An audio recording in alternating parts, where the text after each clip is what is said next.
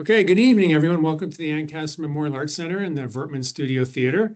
I'm Craig Cassar, your Ward 12 Councillor. Appreciate everyone being here tonight for our Road Safety and Transit Town Hall. So I'm going to just do a little introduction here, and then we'll get to staff. We have staff from Transportation and Transit here to take you through the bulk of what we're going to talk about tonight. So I'll do the introduction. We'll get to road safety, and we'll talk about HR next, which is our transit project. Lots of exciting things happening there. And then we'll have some time at the end for questions.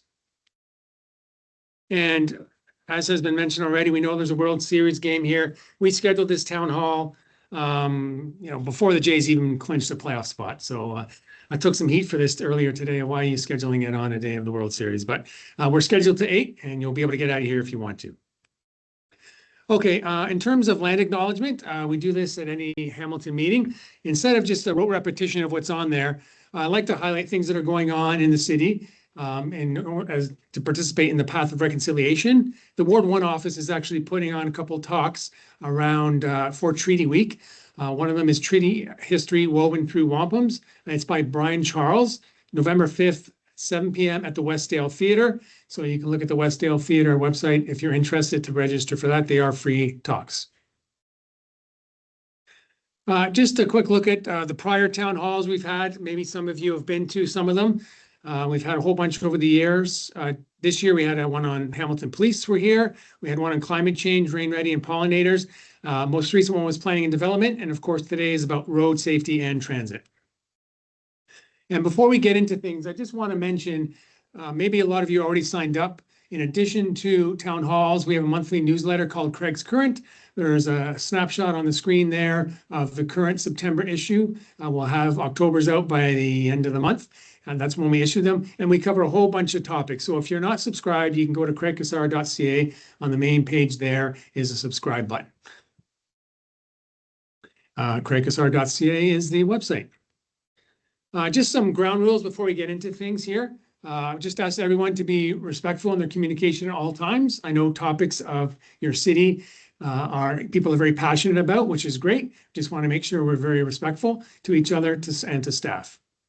And I will ask you to hold questions to the end of the presentation. We'll actually have a mic over here. If you want to come ask a question, we'll have a staff member here who can facilitate that and ask you to keep your question to the topics here tonight. Indicate which one you'd like to talk to, road safety or transit. And then please just keep your questions short so we can get through as many questions as possible. And it is a general information session. So I would ask that you don't get into specific details, particularly if there's something on your street or a specific issue to your neighborhood, we can address those afterwards if you like. And we will end around 8 p.m., A, so you can get to the baseball game, and B, so you can ask them those one-on-one questions. And just to line up the role of staff versus council, this comes up a lot, so I thought I'd put it up here. Staff are the professionals on these topics. Councils are elected officials. We're not the experts. Staff as professionals have to follow professional standards. They're bounded by provincial legislation, and they're required to follow council-approved policies. So just keep that in mind if you're asking questions. Well, why do you do that? Why does this happen? It's going to be because of one of those things. And the way council works, if you don't know, is we receive staff recommendations on any topic, we deliberate, and we can decide if we're going to adopt those recommendations, if we're going to deny them, or amend them in some way. So I think that's just important context when you're talking to staff here and asking questions. Okay, so with that, we're going to get into transportation and road safety, and I'll ask Mike Field, Acting Director of Transportation, to come to the stage.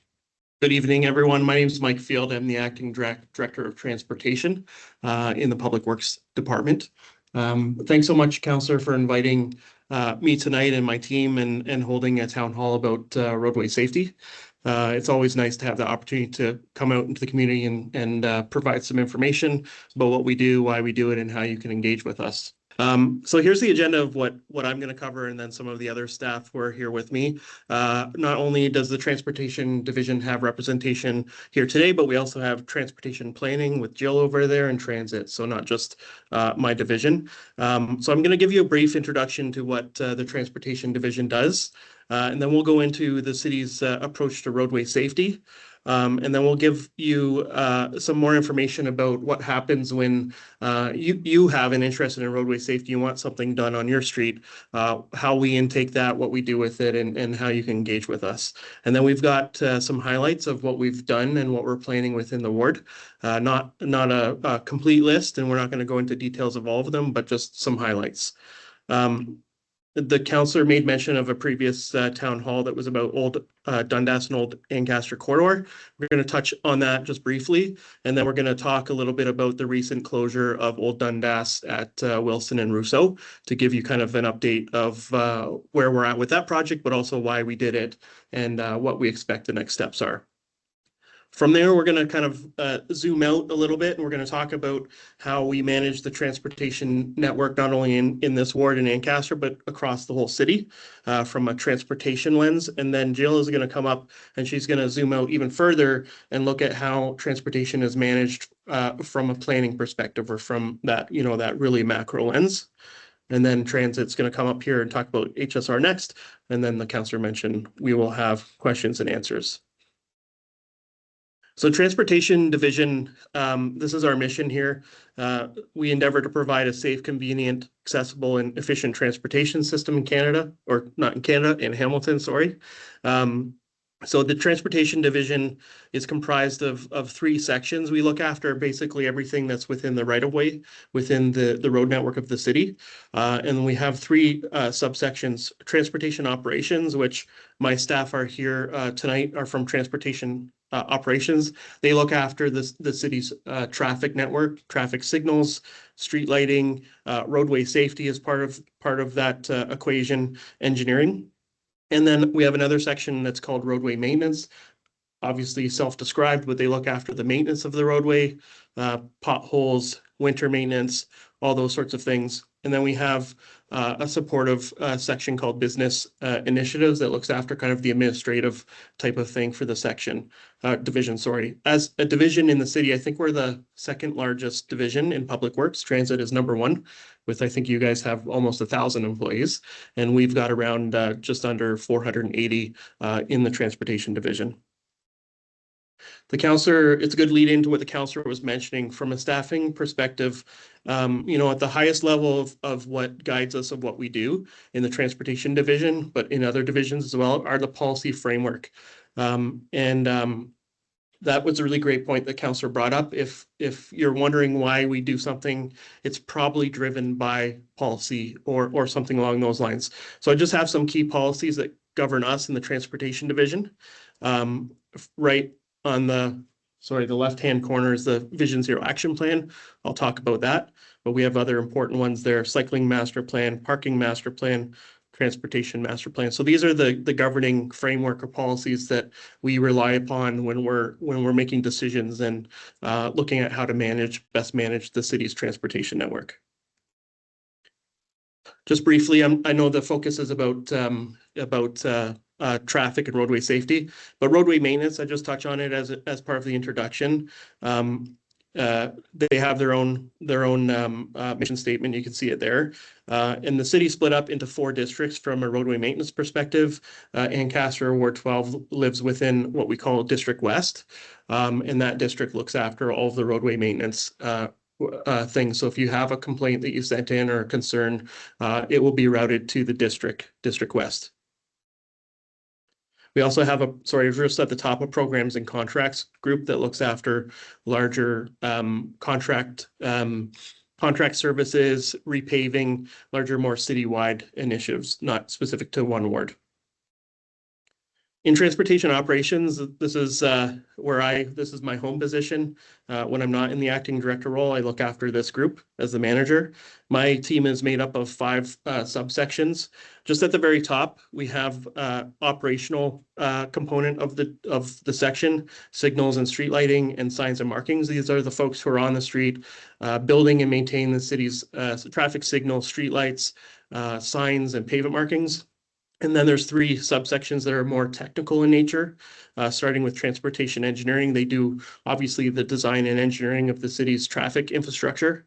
Roadway safety, which is is here with us tonight. The Superintendent Chris Day of Roadway Safety is here. That's self-explanatory, but they look after roadway safety.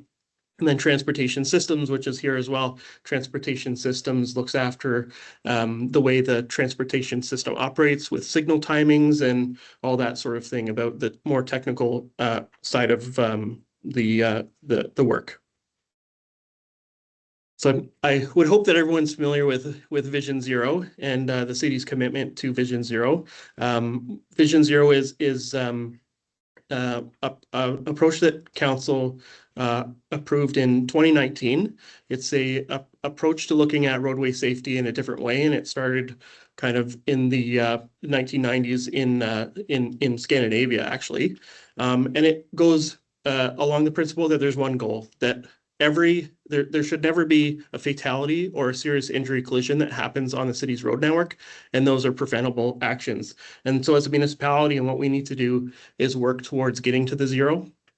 And I think everyone would agree that no one ever wants to see someone hurt or injured on the city's road network, and it's really important for us to work towards a road network that avoids that from happening. This is a really good slide, I think, with these two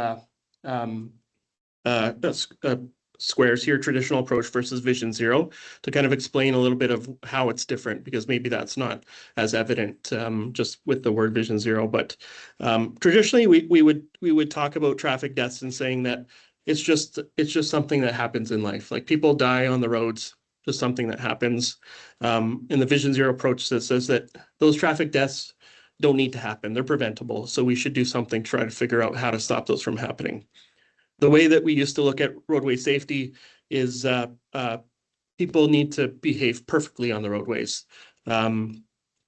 If you're ever, I'm sure all of us driving or walking around the city have seen someone do something funny and say, you know, that driver, they shouldn't do that. They should do this or that.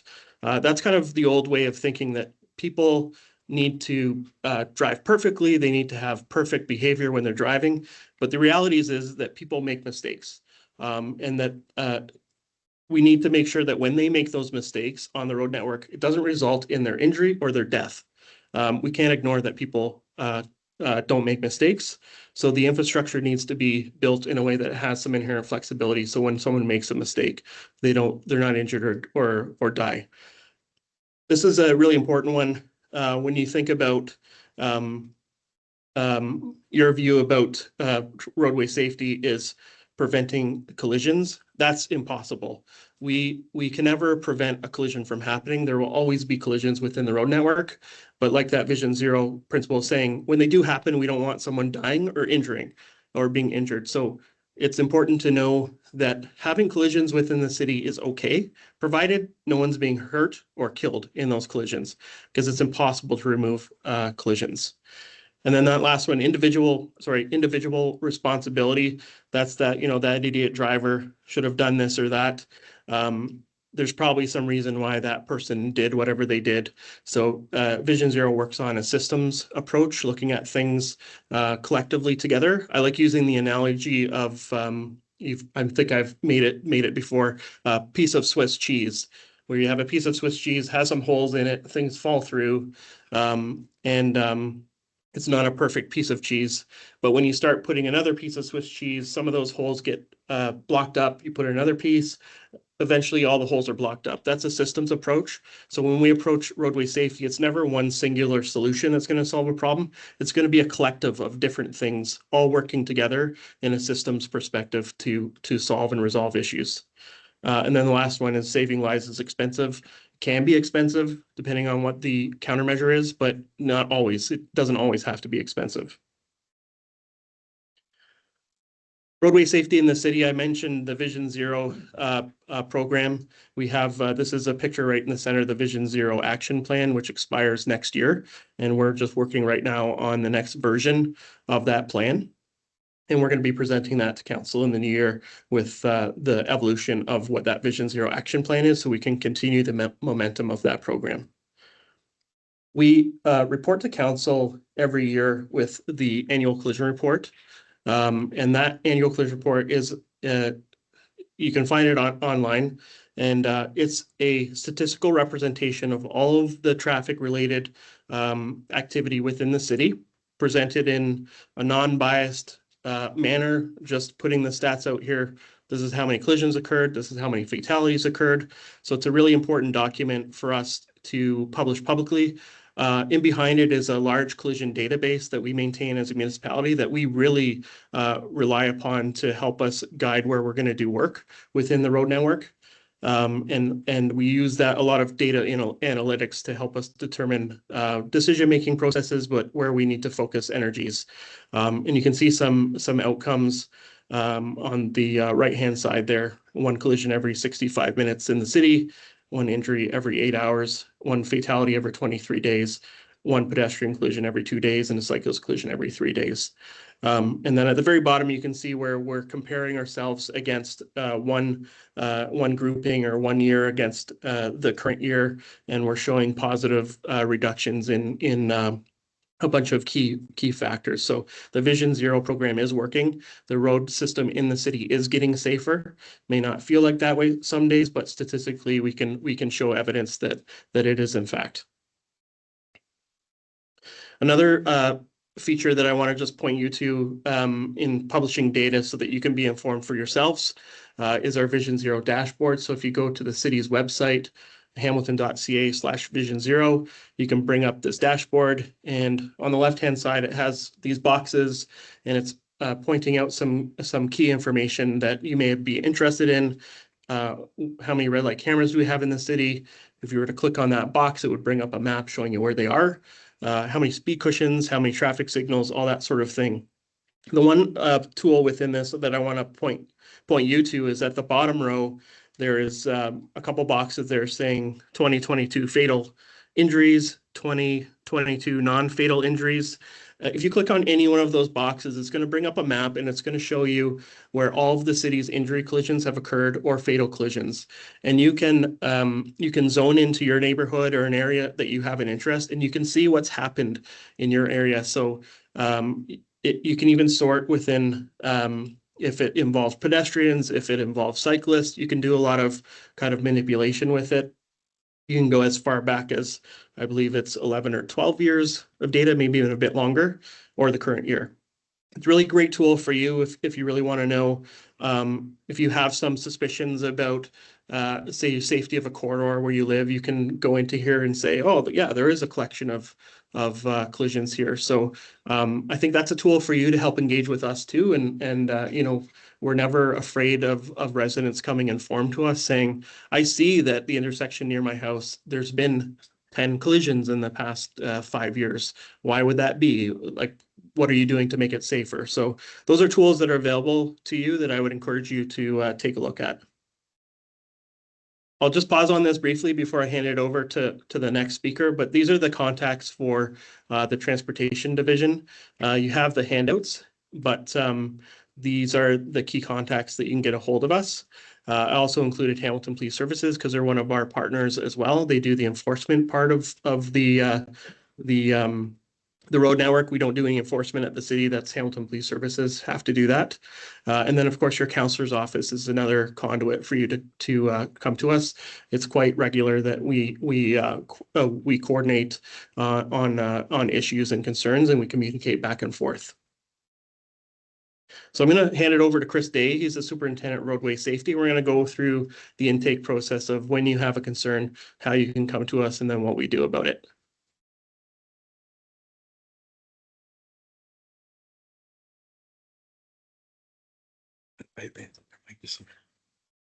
It might work. That one there, yeah. Okay. Well, thank you, everybody. Good afternoon. So just talking a little bit about the safety review process, but before I get into that, I just wanted to mention one other thing about the annual collision report as well, too. So you probably noticed on that one slide, it was a little bit of dated statistics that were on there. So we do have a bit of a plan to bring forward the updated annual collision report. So we're looking to bring that forward either later this year or possibly early next year, as well as part of a staff report. So with respect to the safety review process, so it starts out as noted on here with the requested intake. Typically, they come in through the traffic ops at hamilton.ca email. It can also come in through phone. That's 905-546-CITY, as I'm sure many of you are aware. But it could also come through the ward councillor's office as well. Once it comes in, it's logged and then tracked internally. We then go to that next step there, which is prioritization. So requests are prioritized based on the type and potential risk. So in this case, we noted here that some of those top priorities for us are school zones and vulnerable road users and sightline concerns. I think we can all agree that that's a top concern from a safety perspective. And so we bring those up to the top of our list when it comes to prioritizing what comes in. Next up is analysis. So analysis is dependent on the nature of the request, but typically includes data collection such as traffic studies. So we have an annual data collection program. We also do one-off counts as well. We did, I think it was somewhere around 650 counts this year. So we do a tremendous amount of data collection, and we do our road safety analysis on a data-driven approach. Collision history analysis. So Mike may have mentioned already to our collision database. So we house all the collisions that occur on city roadways, and we use that to go along with that data-driven approach as well. So when we look at something, we can pull up actual data to back what we come up with. And then site reviews. So we don't just sit back in our office. If we need to go out there to look at something in the field, then we'll do that. Next up, evaluation.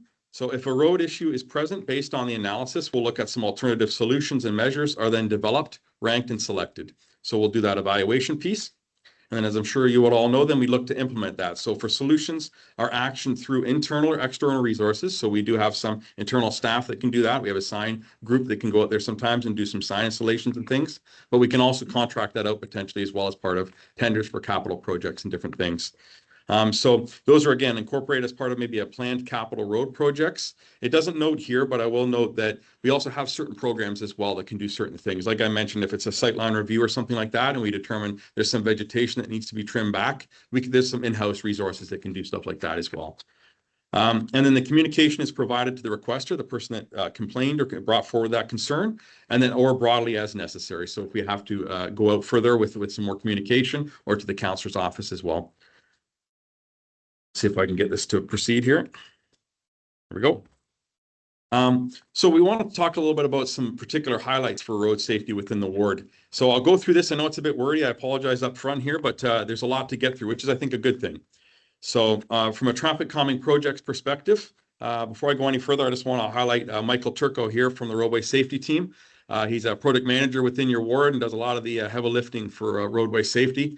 And so chances are, if you did bring forward some sort of a concern to my group, it would probably be, I went through Michael Turco. So he does a lot of great work. So just wanted to highlight that for everybody.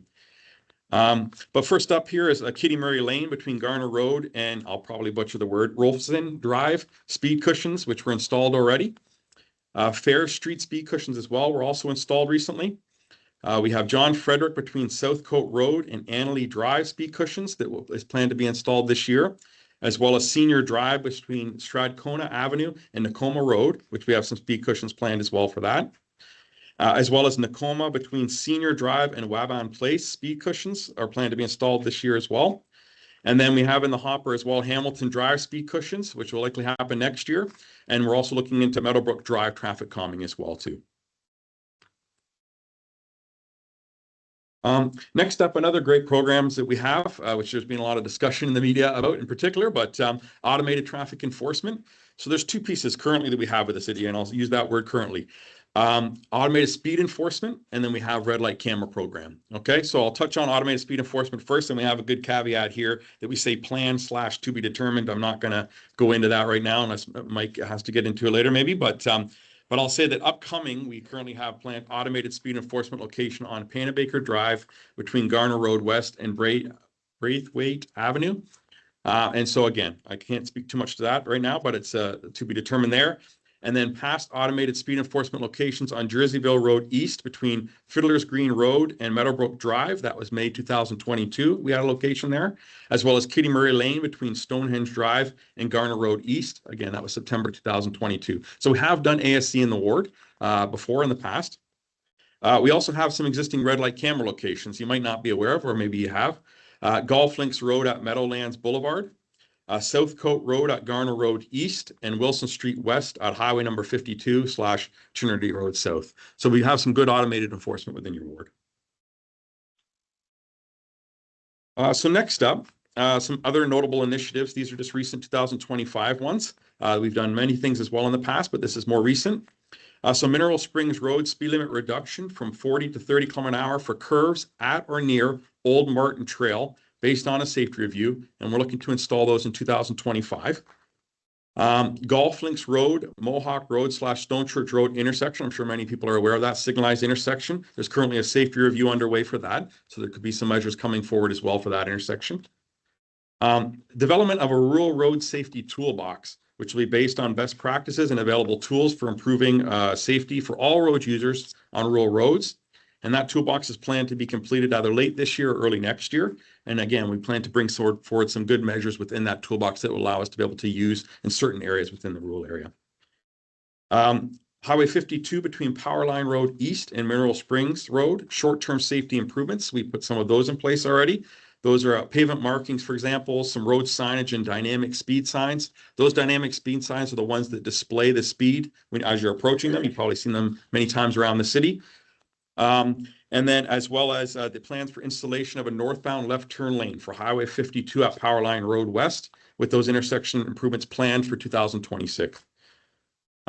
Last up noted here was Highway 52 and Powerline Road West intersection improvements municipal class environmental assessment to improve public safety for all road users. And my understanding is that PIC number 2 occurred on October 21st, 2025. And I've added a contact here as well, should you have any particular questions regarding that EA itself. That EA is done by our engineering services group within the city, not within the roadway safety team.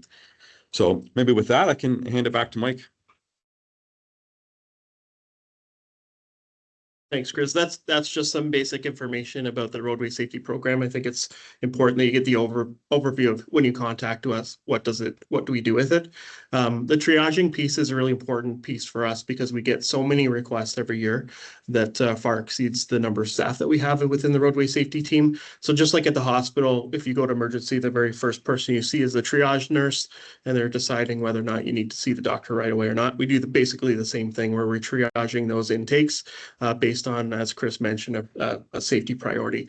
Ones that we perceive as being have the highest safety risk we'll look at first, and ones with lower we'll look after a little bit later. Because of the amount of work that we have that comes in, the amount of requests that we deal with, sometimes it does take some time to get through things, especially if we consider them to be of a lower safety risk. Doesn't mean we're not going to get to it, just might take a bit longer than ones that are more important or from a more prioritized from a safety perspective. They're all important.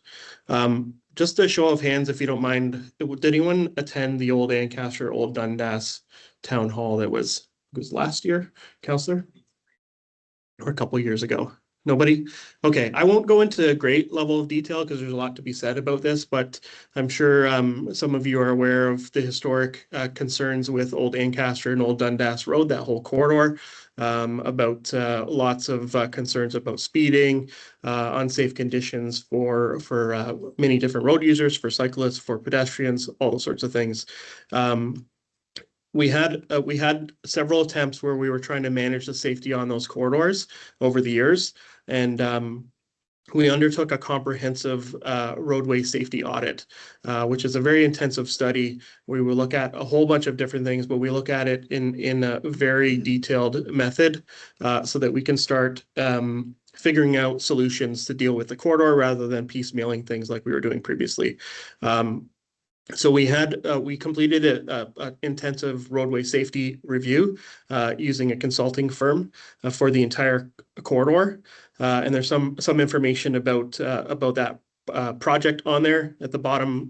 The new approach to comprehensive in-service roadway safety review audit is what I'm mentioning. That's been completed. This is a screenshot of the table of contents and the cover page of that in-service roadway safety review. And then what those roadway safety reviews come up with is a set of recommendations for the city, and they're usually framed within short-term, medium-term, and long-term. I'm pretty sure all of the short-term recommendations from that study have been completed, and we're more into the realm of dealing with the medium-term and long-term. The way that they're categorized is basically the complexity to deliver and the cost to deliver. So the short-term ones are very quick ones that we can do and do them cheaply. And then as it goes to medium and long-term, those become more and more expensive, more complex. One of the primary takeaways from this study, which are the long-term ones, you'll see here, the bottom bullet of the middle recommendations, implementation planning, is reference of a future EA. So what we recognized, or what we identified, I think we recognized this no matter what, but what we identified is that corridor is being used in a way that it was never intended to be used. So it's being used as an arterial roadway, a commuter route, and that roadway was never designed or intended to be used like that. So the primary recommendation from that was for the city to look at how we can alter that roadway to bring it back to what it's really meant to serve, and really push traffic from relying on that corridor, which we really shouldn't be using that as a get from A to B as a commuter route. What we can do to push people onto the city's arterial road network away from that corridor, so that we can improve the safety conditions of that roadway and really use our arterial road network for what it's really meant to be used. So right now we're working our way through the recommendations, and in the 2026 capital budget request for council that we've prepared, we have money within the budget to undertake that EA. That EA will take a couple years to get through, and from that EA we'll have recommendations on what next steps would be. And just like Chris brought up with Highway 52 and Powerline Road, with EAs there's a lot of public engagement, because a big piece of it is making sure that the public has an opportunity to provide input and feed into information to help decide what some of the solutions are going to be, and then evaluate some of the proposed solutions, so that once it's done, we have a solid plan that's also supported generally from the community. So with that, I wanted to touch base a little bit more detail. Part of this was that EA study of those recommendations was the closure of Old Dundas Road at Wilson and Rousseau. I'm sure everyone is aware of that. We did a pilot study a few years ago where we were testing out some theories, some educated guesses that we had about how we may be able to close that intersection and improve not only flow on Wilson Street, but also improve the quality of life of the adjoining kind of residential areas. So with that, I have Brian Lee, who worked directly on this with some of my other staff. He's going to go over a little bit about that project and give an update on where we're at with it, because I'm sure there's probably some interest in the room today. So come on up, Brian.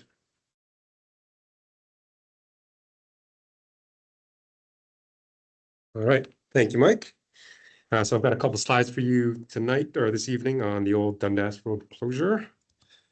Sorry, a lot of text on here, but just to start out, we have video detection at the intersection that has captured a lot of data. And in that, it's collected, we're able to capture the changes in the green time and the red time that is currently being used at the intersection. So what used to be up to 36 seconds to serve the Old Dundas leg, we've been able to reallocate that to the other directions at the intersection, which gives us more time to travel through the intersection. Increases of green time ranging from 16% to 58%, averaging about 28%. Less time to wait for a green light, so a decrease of the red time from 5% to 29%, averaging 13%. And overall significant improvements to northbound traffic along Wilson. And we're actually also seeing a reduced number of vehicles infiltrating into the Academy Church Lodore area to try to skip the light over at this intersection.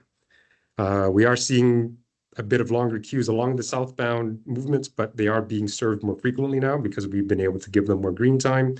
And westbound traffic is similar queues, but are also being served more frequently due to more green time. So just in terms of next steps, we are monitoring the area daily, both by driving it and also by the videos that we have in the area. And we're also reviewing operation techniques or signal operation techniques to help further improve flow along that area between Montgomery, Rousseau, and McNiven. Mike alluded to this earlier, just from a overall perspective on what our group does in transportation systems. We help to design the transportation network. And so gathering traffic volumes and movement data helps us to understand what the peak hours are looking like, what vehicles are using that intersection and where people are going. And on that topic, origin destination studies that transportation planning will help us out with, helps us to reveal on a more macro level where people are trying to get from A to B, helping to guide the placement of new roads, transit routes, and pedestrian infrastructure. And we use all that data to actually help optimize our signal timings. So the turning movement counts that Chris's group helps to collect, helps us to do queue length analysis to help figure out how much green time we want for each particular movement or phase sequences. And that helped the understanding of that, the directional flows and where people are going helps us to create a coordinated set of network signals to get that green wave that you might see as you're going down King and Main Street. But there is a bit of a balance that we need to take in trying to coordinate the major streets, but also minimize the delay on the minor streets, trying to get out of a subdivision or a neighborhood. And we also like to support the sustainable mobility side of things, so prioritizing public transit, cycling and walking infrastructure by implementing leading bus intervals, pedestrian intervals, and bicycle intervals that you're seeing in our downtown areas. And I think that's the end of my slides. So I think we'll pass it back to Mike. Thanks, Brian. Brian is one of our standouts, highly technical, as the councillor pointed out, very knowledgeable in his realm. So if you're ever engaging with us and you think to yourself, I really don't know what you guys are talking about, by any means, let us know, because we tend to talk very technically sometimes. But the old Ancaster, old Dundas closure is a look into how we attempt to manage the city's traffic network, and it's not a static exercise ever. So Ancaster is a growing community. There's lots of growing communities within the city, so we need to be a little bit agile and be proactively looking at the way that traffic works within the city. That's something that Brian and the team that he's in is doing, and finding unique solutions to problems like the old Dundas, old Ancaster closure are ones that, we want to, if we're going to approach one of those, that it's very data-driven approach. And we do a lot of work behind the scenes to make sure that there's some reasoning behind we're making those changes. But then after we make the change, we can only math and analytics only takes you so far. So it's really important for us to monitor those situations. And we've received quite a bit of feedback from the public before and after we made those changes. And that feedback, as far as I'm concerned, is really important, because some of us don't live in the areas that we're making these changes. So finding out kind of from residents' perspective what's happening is really helpful. And then that gives us some additional information when we're doing those assessments. The last piece that I'll make mention, we have a system in the city. It's called an intelligent traffic system or intelligent transportation system. And about 50% of the city's traffic system is connected to this larger system, where we can remotely monitor traffic. We can make adjustments. We can do things using some analytics and some other things. You may have noticed over the past, say, 18 months, when you're driving around the city, that things aren't working as efficiently as maybe they once were. I just wanted to make mention so everyone has awareness. During the cyber attack, we lost that system. So we had to go out and make manual adjustments to traffic signals, kind of going back to the old school days of things. And now we've got that system back up and running now, and you should see some improvements. And we're expanding on this intelligent transportation system. And it's a really important feature for us in the future to help manage the traffic flow across the city. And while only 50% of the city's traffic signals are connected to it right now, we are doing a lot of work on the ground to connect the remainder. And then once we have the entire city's traffic network connected to the system, we have some really great abilities to do some really different things to manage traffic in the city.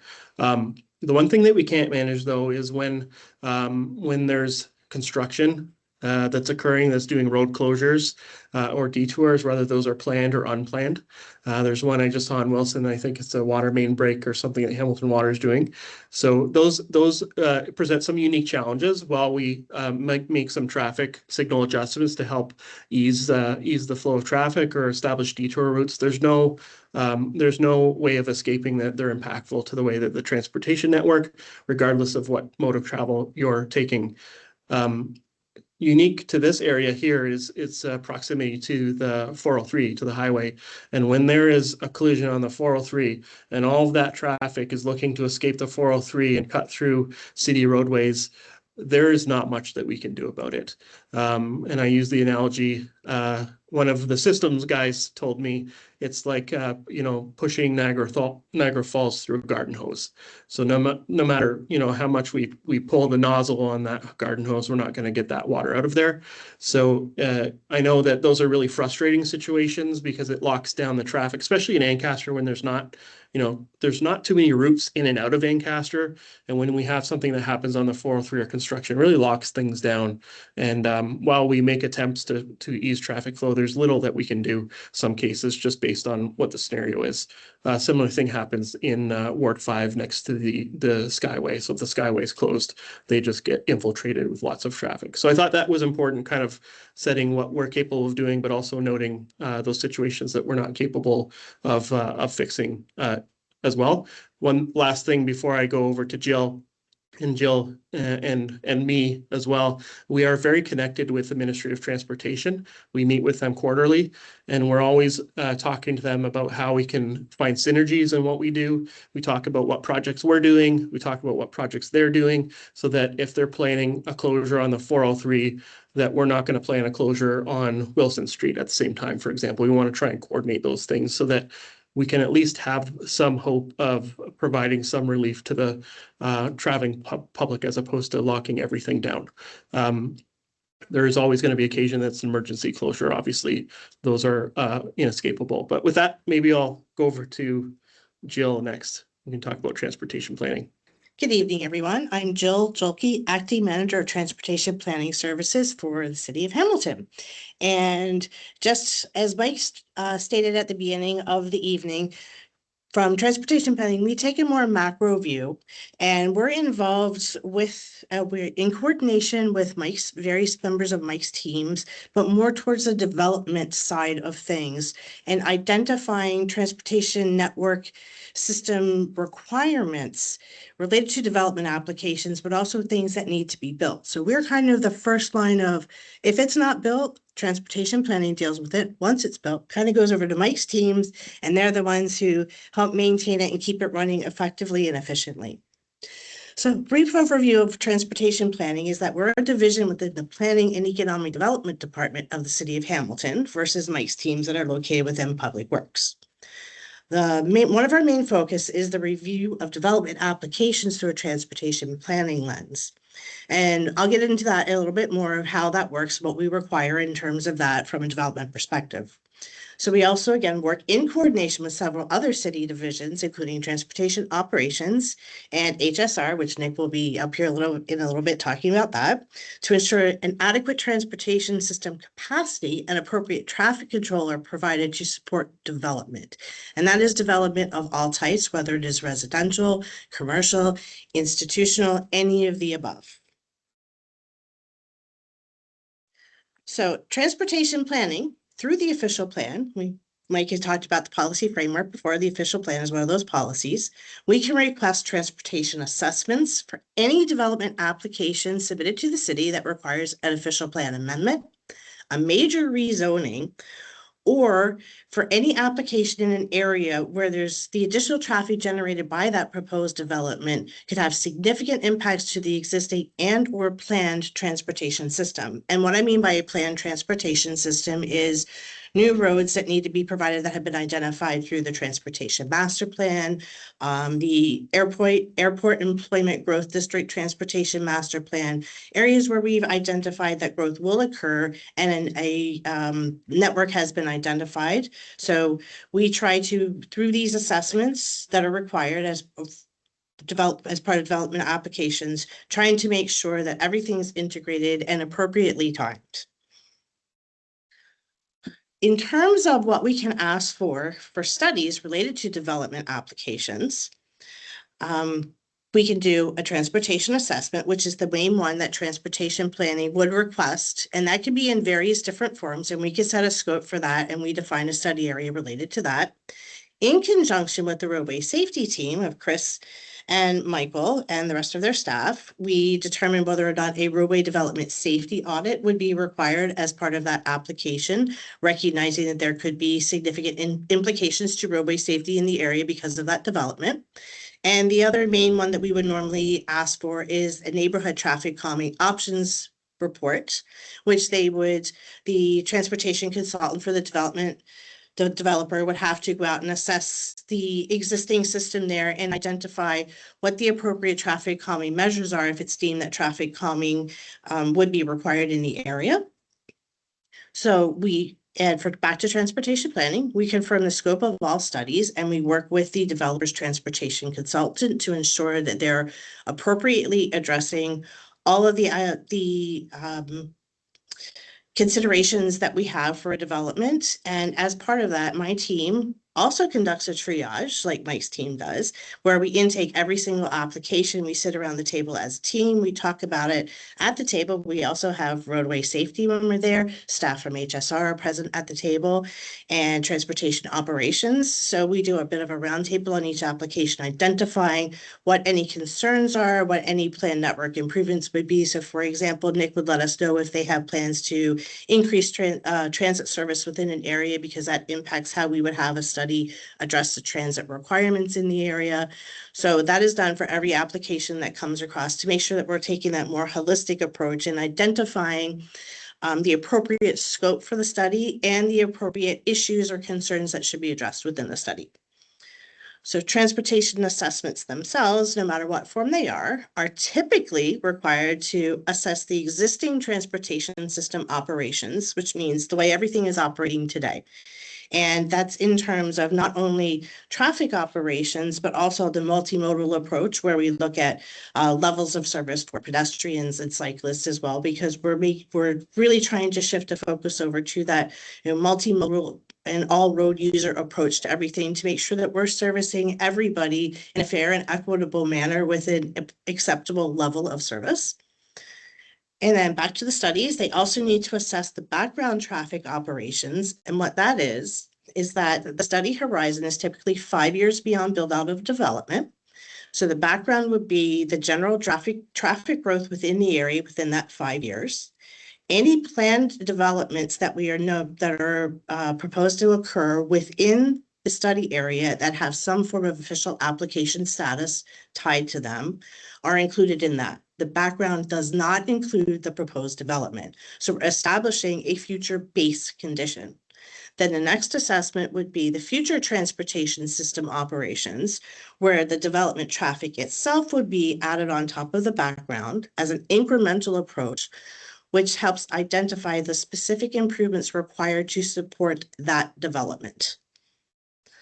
And then at the end of all of that, once the studies are submitted, we review the studies, and we, in coordination with transportation operations teams and HSR and things like that, to make sure that the recommendations that the studies have provided are correct and appropriate for the conditions, to make sure the assessments have actually been conducted appropriately. Because again, I'll go back to Brian there, one of the technical experts. We rely on him to review some of our work to make sure that they got it. Well, not our work, but the consultant's work, to make sure that they got it right. And here's the big pieces I think that you'll probably be interested in about what comes out of these studies. So again, to confirm the transportation system improvements required to support that specific development application. So, and believe it's my next slide, I'm going to talk about the Wilson Street corridor, specifically between Sulphur Springs Road and Rousseau, because we're literally sitting on this corridor today. We know that there's some larger scale developments that are supposed to come in.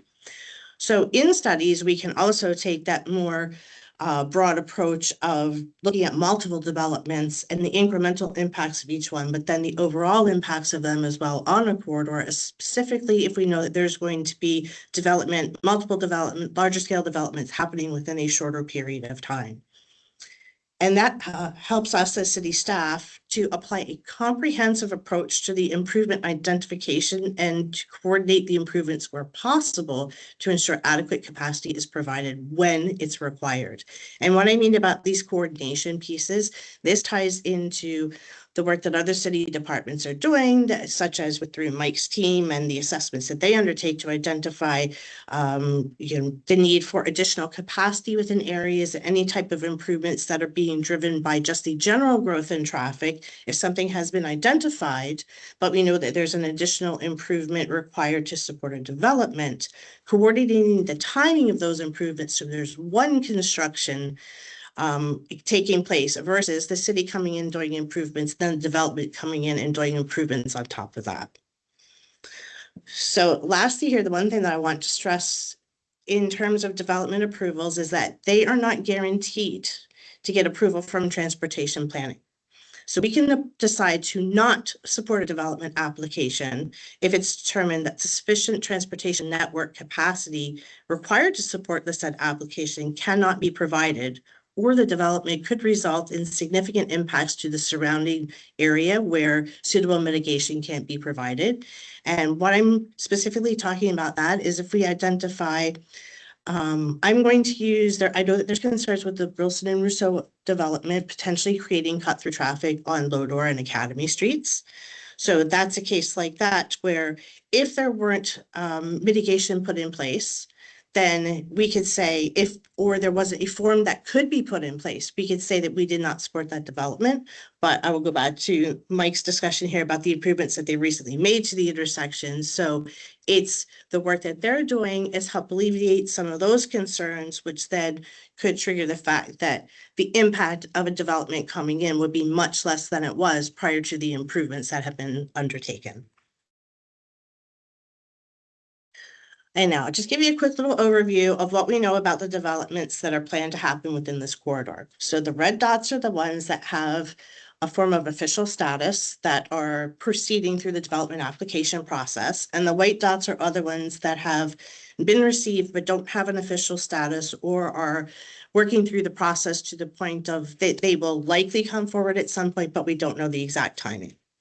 So the first one would be the Wilson and Rousseau, which is 158 residential units and 652 square meters of commercial. And then the Wilson and Academy development, which is 118 residential units and 1,475 square meters of commercial development.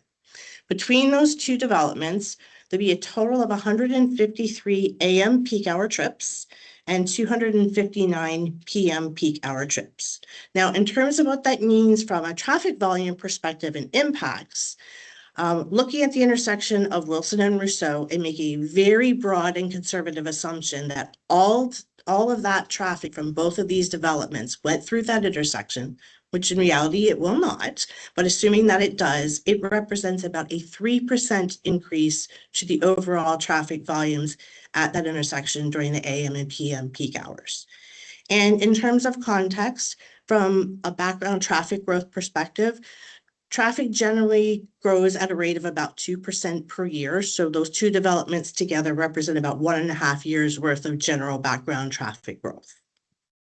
The other two developments that we have identified here, the ones that are the potential ones, is 150 square meter addition to the automotive service center that's currently located here on Wilson, and a small 14 residential unit development just north of Church Street. And those represent about 10 trips during the respective AM and PM peak hours.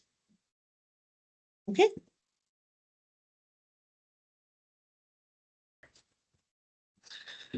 So in case you're wondering what HSR Next is, if you happen to miss our presentation at council last month, which I'm sure very few of you didn't see that happen, HSR Next plans out changes to our transit service until the end of 2032 as we prepare for the LRT coming on board and continued transit growth. So a few highlights of the HSR Next plan. It includes the Blast X rapid transit network, which offers 10-minute service during peak travel periods on 6 routes. 2 of those 6 routes will serve Ward 12. Overall, there will be a 56% increase in transit hours compared to today. Improved transit service standards are being brought on board. By that, we mean things like every route will operate between this time and this time on weekdays, so that's 6 a.m. to 2 a.m. on weekdays. Every route will have a bus driving by every 15 minutes for, every 10 minutes for the rapid routes during peak periods. Establishing and meeting those service standards ensures that there's consistent service offered throughout the city. And finally, right now we have 1 MyRide on-demand zone in Waterdown. There'll be 5 more brought on board by the end of 2032, including 1 in Ancaster. And I'll get into more information about what MyRide is specifically in a bit. So specifically for Ward 12, between 2026 and 2032, we are aiming to bring more service to your ward that brings more of Hamilton into your transit reach. So like I mentioned, 2 new rapid routes as part of the Blast X network. The 30S line will travel along the Garner and Rymel corridor, connecting Ancaster to Heritage Green. And the 50T line will travel along the Mohawk corridor and connecting Ancaster residents to Heritage Green also via Lime Ridge Mall, and also to Dundas via McMaster University. The new on-demand MyRide service, again, I'll get into more of this in a bit, but it is a flexible way to travel locally within Ancaster. And then a few of the local routes will have more frequent service along the Mohawk and Stone Church corridors and connections to downtown via the new 71 Ancaster Wilson. So this is what service in the ward looks like today. There are 8 routes that at least partially serve the ward. Just a quick note on the color coding of the lines here. The yellow routes are the more frequent routes, meaning if you're standing at a bus stop, you'll see a bus drive by every 15 minutes during the peak periods. So you'll notice that the more frequent routes are concentrated in the northeast portion of this map, with not much of that frequent service going into Ancaster or Ward 12 proper. The blue shading is the ward boundary. So those darker blue lines are a bus would drive by between every 16 to 30 minutes, and the green lines are 30 plus minutes. So again, within Ancaster, you'll just see the blue and the green line as service exists today. And the next slide shows the plan for the end of 2032. So again, the blue is the ward. Same color coding, but you'll notice that the minutes, the time has shrunk. So the rapid routes are now 10 minutes or less. The blue routes are 10 to 15 minutes, and the green routes are 15 minutes or more. So 2 things to point out. 1, the red shaded zone is the MyRide zone. And again, I promise more detailed information coming next in the next few slides. Excuse me, but the other main thing I wanted to point out is the 30S line along the bottom portion of the map. That is the rapid route connecting the south end of Ward 12 to the east of the city, and closer to the northern part of the map, the 50T line is the other rapid route, bringing residents between Heritage Green and Dundas via McMaster University. So 2 new rapid routes. Overall, 10 routes were at service at least a part of the ward, and there's more frequency coming. So finally, more information on MyRide. As I speak, some images will be scrolling along the right hand of the screen, showing screen captures of the mobile app that you can use for MyRide. So the simplest way to describe MyRide is that it's Uber for buses. It is an on-demand, stop-to-stop service that allows you to travel within specific zones. The targeted wait time is 10 minutes, so you decide when you want to be picked up, where you want to be picked up, and the target is that the longest you will have to wait for a ride is 10 minutes. Important to know that it is a shared service, so if you're using the service, there can and will likely be other customers on the bus with you. There's a picture on the bottom, it's hard to tell, that's a smaller bus, it's 30 feet long, typically our buses are 40 feet, so it's a bit of a cozier ride, but it never gets full. There just might be other people on there at sometimes. Rides can be booked. If you want one within the next 10 minutes, you could book and we'll try our best to get you there, or it could be booked up to 48 hours in advance. using a mobile app or a phone call to our customer service center. And rides need to be booked between stops in the zone. So here is the map of what the Ancaster My Ride Zone will look like, stretching from the southwest, the Ancaster Fairgrounds area, to the northeast. Meadowlands Terminal is in this area.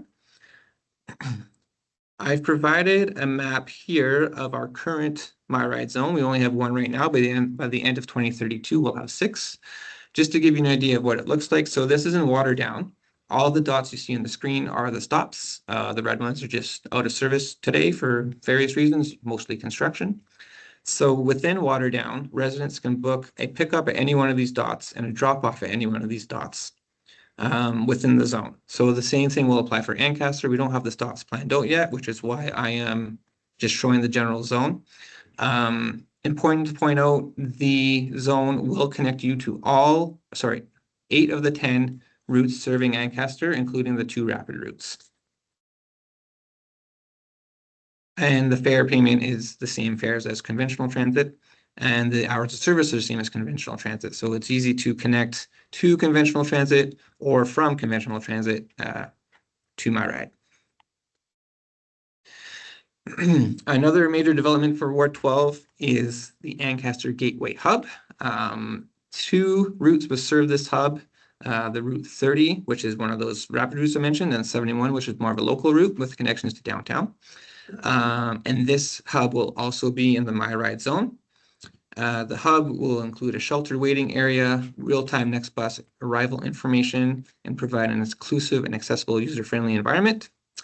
The precise location and orientation of the hub is to be confirmed. My colleagues are working with Ancaster Fairground and city representatives, but the general area is shown here in the red rectangle, and final details are coming.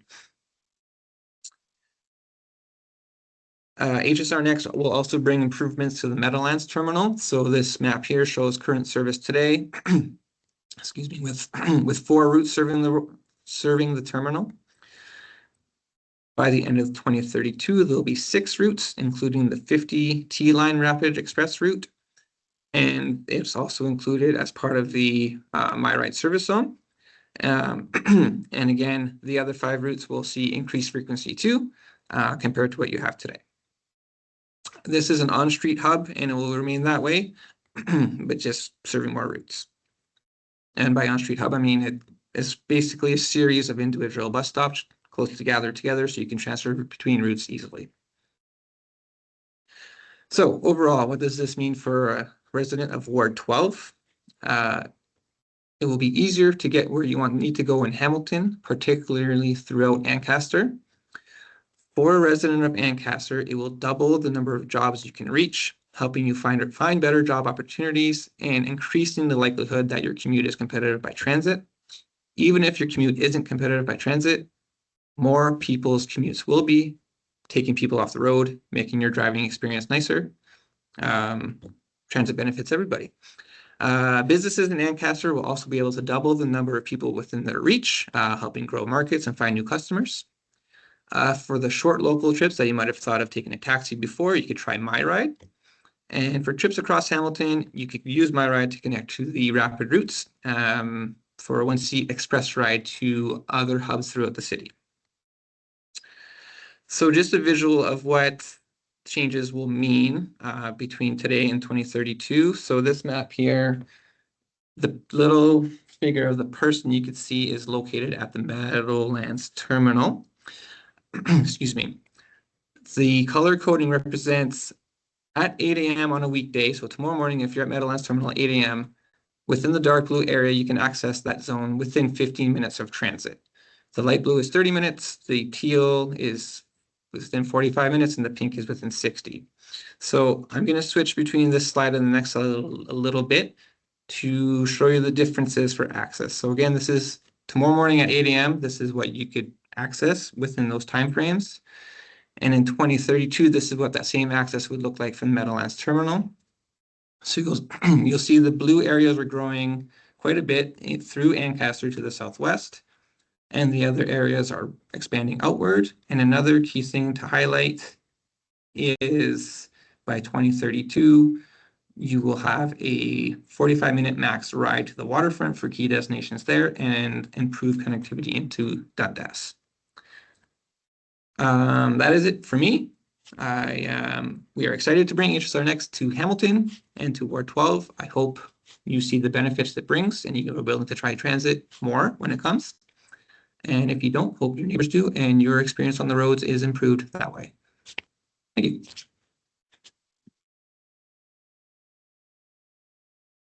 Great, thank you very much, Trevor. I'll add one comment, as we've heard at council from the Chamber of Commerce several times, how important having better transit in the city is in order to help businesses thrive and help recruit employees to get to those jobs, as you kind of touched on. So I really appreciate